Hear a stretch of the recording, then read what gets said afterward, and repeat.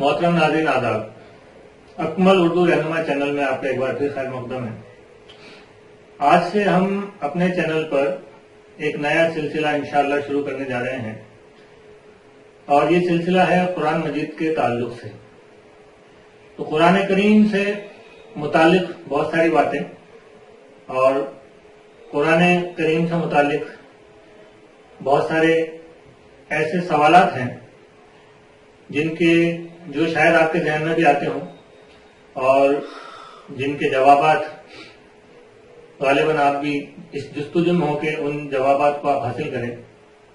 कुरान करीम की हमारी जिंदगी में क्या अहमियत है और कुरान करीम हमारे लिए किस तरह से राह हिदायत है, रहनुमा है हमारे लिए, और इस तरह की बहुत सारी चीजें, इस तरह के बहुत सारे सवाल।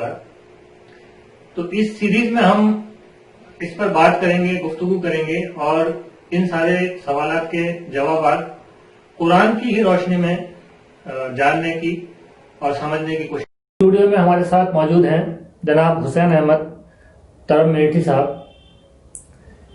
आपने मुसलसल 30 साल तक, 28-30 साल तक कुरान पर मेहनत की है और कुरान से मुतालिक एक ज़ख़ीम डिक्शनरी भी आपने तरतीब दी है जिसमें कुरान में आए हुए किसी भी लफ्ज़ को हम आसानी से तलाश कर सकते हैं। उस लफ्ज़ को उसके उर्दू के क्या माने हैं उसके एतबार से जान सकते हैं और वो लफ्ज़ कुरान में कहाँ कहाँ किस सूरत में किस किस आयत में आया है उसको हम आसानी से निकाल भी सकते हैं और उसको देख सकते हैं और इसकी बुनियाद पर हम अपने मुताले को कुरान के मुताले को शुरू भी कर सकते हैं और इससे बहुत कुछ हासिल कर सकते हैं। इसके अलावा भी आपकी बहुत सारी तसानीफ हैं जो इंशाअल्लाह जल्दी मंजर आम पर आने वाली हैं। तो सबसे पहले हम खैर मकदम करते हैं जनाब हुसैन अहमद तरम मेठी साहब का। आपका हमारे स्टूडियो में बहुत खैर मकदम है। शुक्रिया।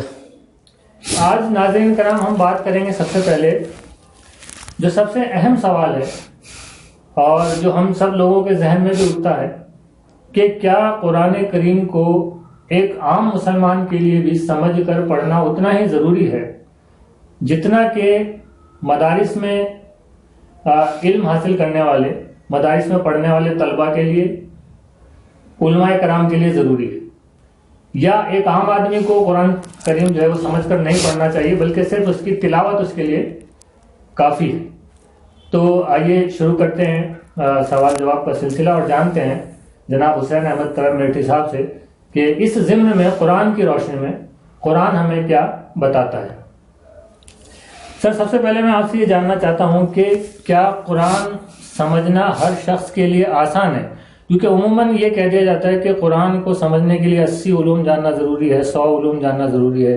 एक आम इंसान जो है वो कुरान को नहीं समझ सकता, ये उलमाए कराम का काम है, ये बहुत मुश्किल है।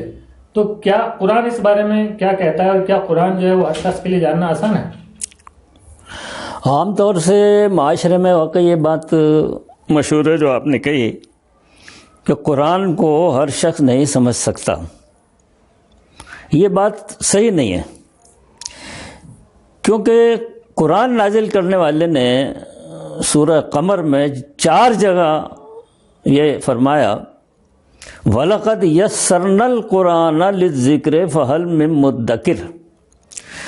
आयत नंबर 17, आयत नंबर 32, आयत नंबर 22 और आयत नंबर 40। 4 आयतों में 4 जगह अल्लाह ताला ने ये बात फरमाई लिज़्ज़िक्र फ़हल मिन मुद्दकिर। तो जाहिर है कि जब नाजिल फरमाने वाला ये कह रहा है कि कुरान आसान है और लक़द से जब कोई बात शुरू होती है अरबी में तो एक तहक़ीक़ शुदा होती है, यानी उसकी तहक़ीक़ की ज़रूरत नहीं बल्कि वो तहक़ीक़ शुदा है, बिल्कुल मानने के काबिल है। लक़द और यस्सरनल कुरान, कुरान को हमने आसान किया। नाजिल करने वाला कह रहा है कुरान को हमने आसान किया। लिज़्ज़िक्र, नसीहत के लिए। फ़हल में मुद्दकिर, चैलेंज है, क्या कोई इस नसीहत को कबूल करने वाला है? क्या कोई दिल से इस नसीहत को कबूल करने वाला है? तो अगर कबूल करने वाला है तो जाहिर है کہ وہ ارادہ کرے گا قرآن کو سمجھ کر پڑھنے کا، لیکن یہ اس کے لیے محنت کرے گا، اس کے لیے کوشش کرے گا. تو اس لیے ضروری ہے کہ ہم یہ سمجھیں کہ قرآن مشکل نہیں، آسان ہے، ہر شخص سمجھ سکتا ہے. اب ہر شخص کا مطلب یہ ہے کہ وہ ارادہ تو کرے گا، کوشش بھی کرے گا، علم حاصل کرے گا، تو ظاہر ہے کہ پھر اللہ کی مدد آئے گی. لیکن جیسے یہ سورہ قمر کی آیت کہہ رہی ہے کہ نصیحت کے لیے آسان ہے، اس سے کیا مراد ہے؟ صرف نصیحت کے لیے آسان ہونا؟ بات یہ ہے کہ قرآن میں اللہ تعالیٰ نے 5 جگہ یہ فرمایا ہے وَلَقَدْ صَرَّفْنَا فِي هَذَا الْقُرْآنِ، ہم نے اس قرآن میں پھیر پھیر کر باتوں کو سمجھایا ہے. تو اب اگر ان 2 آیتوں پر ہم رک جاتے ہیں تو وہ مفہوم حاصل نہیں ہوگا جو باقی دوسری آیتوں کے اندر جانے سے حاصل ہوتا ہے.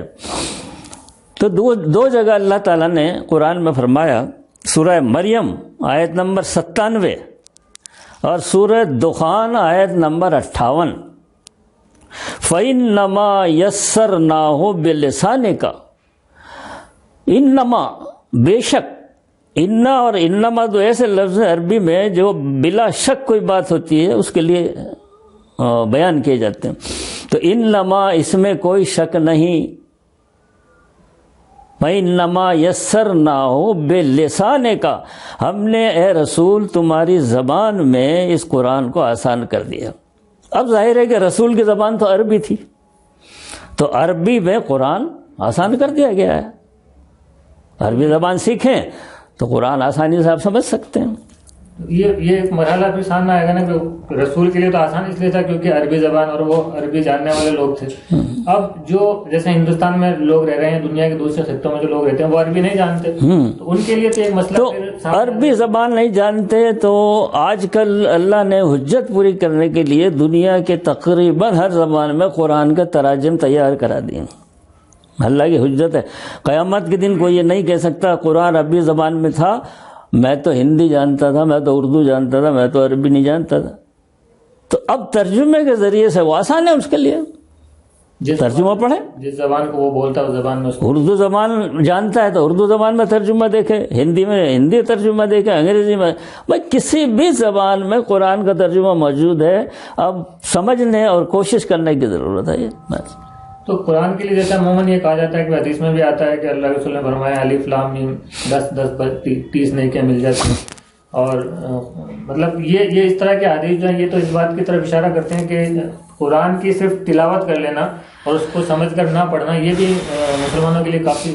ہاں، دراصل کیا ہے، اس حدیث سے بڑی غلط فہمی پیدا ہوئی. اس کا مفہوم سمجھنے کے لیے سمجھنے میں لوگوں نے غلطی کی ہے. حدیث تو یہ کہتی ہے کہ قرآن اتنا عظیم ہے کہ اس کا ایک لفظ پڑھنے سے 10 نیکیوں کا ثواب مرتب ہو جاتا ہے. قرآن کی عظمت بیان کرنے کے لیے یہ حدیث بیان کی گئی. اس سے یہ مفہوم تو نہیں نکلتا قرآن کو سمجھ کر نہ پڑھا جائے یا قرآن کو سمجھا نہ جائے، ایک بات. دوسری یہ کہ عہد صحابہ میں قرآن مرتب شکل میں نہیں تھا جس طرح آج ہمارے پاس ہے الحمدللہ، مختلف چیزوں پر لکھا ہوا تھا. تو وہ تلاوت، وہ پڑھتے کہاں تھے اس قرآن کو؟ وہ تو عمل کی طرف راغب تھے. ادھر آیت نازل ہوئی، اللہ کے رسول نے آیت سنائی، اس کو سمجھ گئے، عربی زبان میں تھی، ان کی زبان عربی تھی، اور انہوں نے جو ایک دم اس پر عمل کیا. ہجرت کرنا، جہاد کرنا اور دوسرے تمام اعمال صالحہ انجام دینے میں وہ لگ گئے.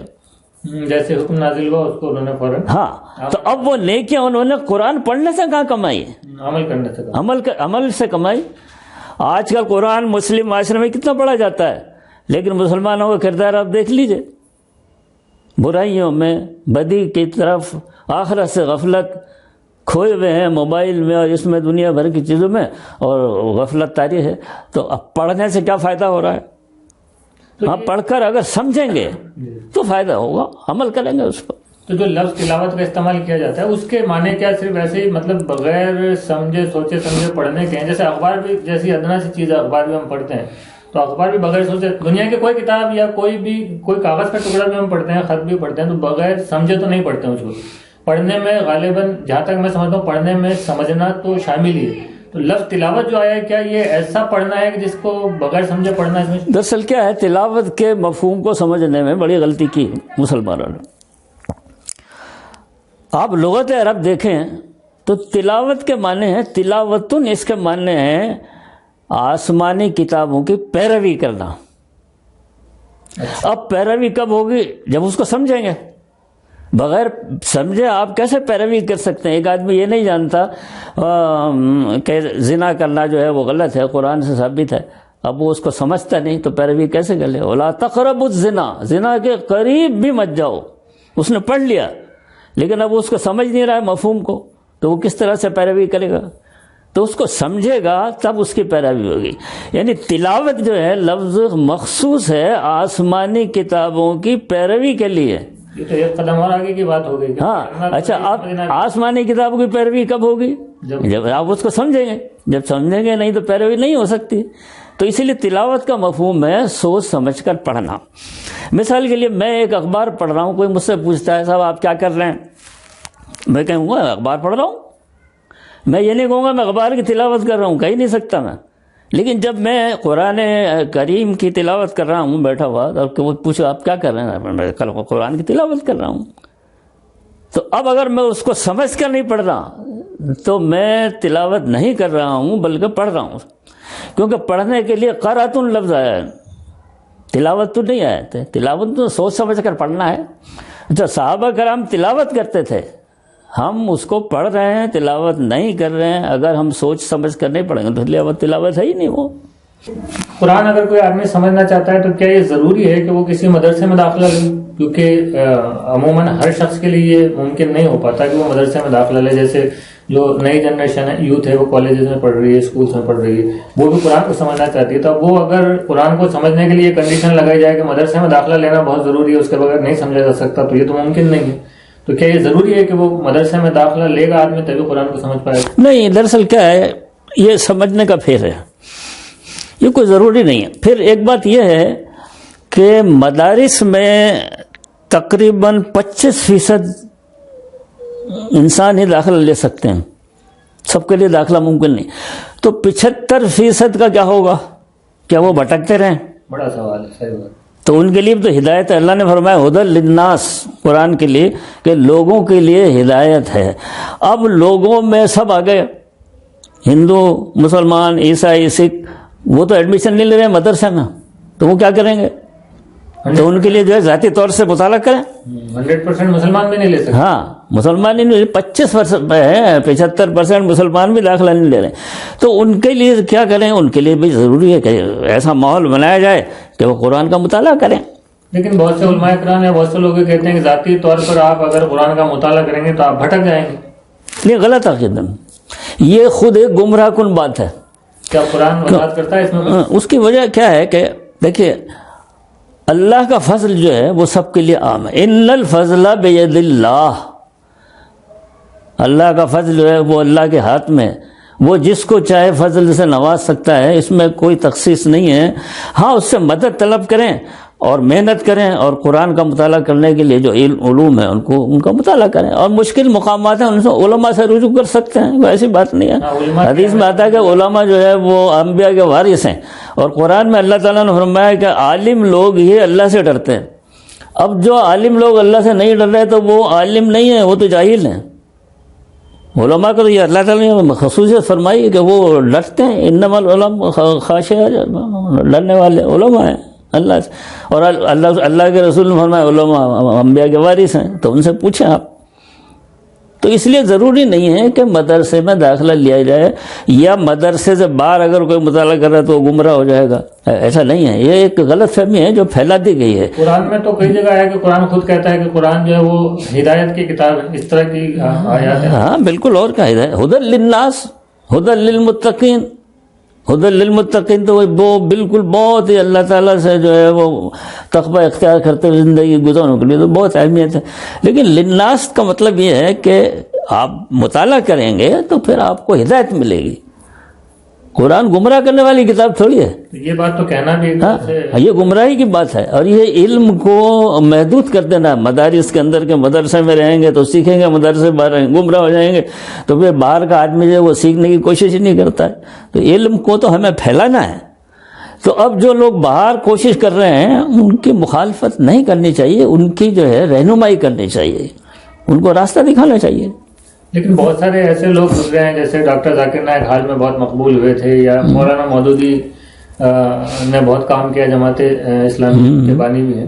تو وہ کیونکہ کسی مدرسے سے فارغ نہیں تھے, کسی دارالعلوم سے فارغ نہیں تھے, تو ان کو لوگ کہتے ہیں نہیں یہ لوگ کیا مخالفت کرتے ہیں. یہ جو ہے مین مائنڈ ہونے کی بات ہے, تنگ نظری. قرآن ہمیں وسیع النظری سکھاتا ہے. اب دیکھیے اللہ تعالیٰ کتنا طاقتور ہے, لیکن وہ کہتا ہے یتیموں کا خیال رکھو, مسکینوں کا خیال رکھو, بیواؤں کا خیال رکھو, غریبوں کا خیال رکھو, رشتہ داروں کا. کتنا وسیع النظر اللہ تعالیٰ کی وسیع النظری ہے. اور ہم تنگ نظر ہو گئے, ہم بھی کہتے ہیں نہیں صاحب بس اپنے فرقے کی بات مان لو اور باقی تو وہ غلط ہے. یہ تنگ نظری ہے, تو وسیع النظر ہونا چاہیے. تو آج کے زمانے میں جیسے جدید دور میں ایک سوال, اس سے ہٹ کر ایک سوال کرنا چاہ رہا ہوں آپ سے, کہ آج کے جدید دور میں جب پڑھائی بھی موبائل کے ذریعے, انٹرنیٹ کے ذریعے, کمپیوٹر کے ذریعے ہو رہی ہے, بچے علم حاصل کر رہے ہیں, اور اتنے سارے تفاسیر ہیں, اتنے سارے لوگوں نے کتاب قرآن پر لکھ رکھے ہیں, تو کوئی اگر موبائل کے ذریعے, کمپیوٹر کے ذریعے, انٹرنیٹ کے ذریعے نئی جنریشن کا آدمی ان تفاسیر کو پڑھ رہا ہے, ان سے استفادہ کر رہا ہے, علم حاصل کر رہا ہے, تو وہ اس کو کس نظر سے دیکھتے ہیں آپ؟ کیا یہ ٹھیک ہے؟ بالکل صحیح ہے, کیوں نہیں.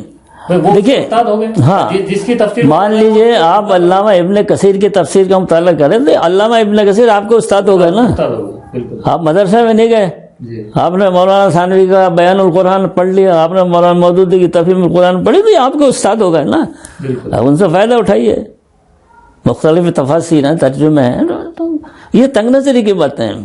لیکن قرآن کے سلسلے میں ایک بات اور کہی جاتی ہے کہ بھئی آپ جب انجینئر بننا چاہتے ہیں تو آپ کو انجینئرنگ کی ڈگری لینی پڑتی ہے, آپ کو انجینئرنگ کالج میں داخلہ لینا پڑتا ہے, اس کے بغیر آپ انجینئر نہیں بنتے. یا ڈاکٹر بننا ہے تو آپ کو ڈاکٹری کے کالج میں داخلہ لینا پڑے گا, تب ڈاکٹر بنیں گے. تو قرآن کو آپ بغیر مدرسے میں داخلہ لیے کیسے اس کو عبور حاصل کر سکتے ہیں؟ یہ دیکھیں کتنی سوچ کی غلطی ہے, فکر کی غلطی ہے. غور و فکر نہیں کیا. قرآن تو ہمیں تدبر کر کہتا ہے افلا یتدبرون القرآن, کیا تم نے قرآن میں غور نہیں کیا؟ ام علی قلوب اقفالها, کہ تمہارے دلوں پر تالے لگ گئے. جب دلوں پر تالے لگ گئے تو دل میں اچھی بات جاتے ہی نہیں, داخل ہی نہیں ہوتی. تو اب اللہ کی آیتوں میں جب ہم تدبر کریں گے تو وہ تالے کھل جائیں گے اور بات جو ہے وہ سمجھ میں آ جائے گی. تو اس طرح کی بات جو کہتے ہیں لوگ کہ صاحب انجینئرنگ کی بڑی بچکانہ بات ہے, ہمیں تو بڑی ہنسی آتی ہے یہ بات. اس لیے دیکھیے انجینئرنگ کی کتابیں, ڈاکٹری کی کتابیں, کوئی بھی کتابیں وہ انسان کے لکھے ہوئے ہیں, ان میں یہ صفت نہیں ہے کہ وہ کسی کو ہدایت دے دیں, ڈاکٹر بنا دیں یا کچھ. قرآن کا یہ وصف ہے اور یہ خوبی ہے کہ اس کا مطالعہ کرنے والا جو ہے اللہ تعالیٰ اس کو آگے ہی آگے بڑھاتا. والذین جاہدوا فینا لنہدینہم سبلنا, جو لوگ ہماری راہ میں کوشش کریں گے تو ہم ان کو جو راستہ دکھائیں گے. یہ قرآن کا وصف ہے. قرآن سے لگاؤ رکھنے والا, اس میں ڈوبنے والا, اللہ تعالیٰ اس کو عالم بھی بنا دیتا ہے, مومن بھی بنا دیتا ہے, ولی بھی بنا دیتا ہے, اور کہیں سے کہیں پہنچا دیتا ہے. لیکن ضروری ہے کہ ہم اس کی کتاب سے جڑیں اور یہ نہ سمجھیں کہ انجینئرنگ کے ڈاکٹری کتابوں کی طرح قرآن ہے, وہ انسانوں کے لکھی ہوئی ہے, یہ نازل کی ہوئی کتاب. کہاں زمین و آسمان کا فرق ہے. قرآن کا وصف بہت زبردست ہے, اس تک آئیے, اس کو سمجھیے, پڑھیے, آپ دیکھیے پھر وہ آپ کو کیسے کیا بناتا ہے. اس میں اس اعتبار سے بھی میں سمجھتا ہوں کہ دلیل غلط ہے, کیونکہ آدمی ڈاکٹری کے پیشے میں جب جاتا ہے, ڈاکٹری کا پیشہ جو ہے وہ مطالعہ کر کے بھی اس علم کو حاصل کر سکتا ہے, لیکن یہ قید لگا رکھی ہے کہ صرف ڈگری آپ کو تبھی ملے گی جب آپ 4 سال کا کورس کریں گے, یا انجینئرنگ کی ڈگری تبھی آپ کو ملے گی جب آپ 4-5 سال کا کورس کریں گے, اس کے بعد آپ ایلیجیبل ہوں گے. حالانکہ کوئی آدمی ذاتی اعتبار سے انجینئرنگ پڑھ لے یا دواؤں کو پڑھ لے تو وہ اس علم کو تو حاصل کر سکتا ہے. تو ڈگری کے لیے جو ہے لوگ 4 سال کا 5 سال کے لیے کورس کرتے ہیں. تو قرآن کو پڑھ کر ہمیں کوئی ڈگری تو چاہیے نہیں, کیونکہ ہمیں اس کے ذریعے کوئی نوکری نہیں چاہیے, ہمیں تو اپنی زندگی کو تبدیل کرنا ہے. بالکل. اوکے, اس لیے یہ مثال یہاں میرے اعتبار سے صحیح بھی فٹ نہیں ہوتی, غلط مثال ہے یہ. کتاب انزلناہ الیک مبارک. اب بھائی کسی انجینئر کی یا ڈاکٹر کی کتاب کوئی مبارک کتاب ہے کیا؟ کوئی بتا دے گا کہاں آیا ہو کیا مبارک کا لفظ؟ اب کیوں؟ لیدبروا آیاتہ، تاکہ اس کے آیتوں میں تم غور و فکر کرو. کہاں غور و فکر ہو رہا سمجھ نہیں رہے. ذالک الکتاب لا ریب فیہ ھدی للمتقین والذین یؤمنون بالآخرۃ. پڑھ لیا، آپ کو کچھ ہوش ہی نہیں ہے کہ آپ کیا پڑھ رہے ہو. اگر خالی تلاوت کریں تو غور و فکر کی تو بات. تدبر کا حکم ہے، تدبر کرو. نہیں تو یہ صرف علماء کرام کے لیے ہوگا نا کہ تدبر علماء کرام. نہیں کہاں کوئی قید نہیں ہے. تدبر کے لیے کوئی قید تھوڑی ہے. تو پھر یہ افلا یتدبرون القرآن، کیا تم لوگ جو ہے قرآن میں غور نہیں کرتے ہو؟ یہ تم لوگوں سے مطلب کیا عالم ہے؟ سب ہیں، عوام ہیں. بنی اسرائیل کا جو قرآن میں جگہ جگہ ذکر ہے تو اس کی گمراہی کی وجہ ایک یہ بتائیے کہ وہ محدود عالموں تک ہی جاتے تھے اور ان سے ہی رابطہ رکھتے تھے. توریت کو انہوں نے نظر انداز کر دیا. تو اب یہی مسلمانوں کا حال ہو رہا ہے. عالموں کے پاس جا رہے ہیں، قرآن میں نہیں جھانکتے ہیں. آپ جائیے ان کے پاس، لیکن پہلے اللہ کی کتاب کا مطالعہ کریں. وہ سب کے لیے کوئی قید نہیں ہے.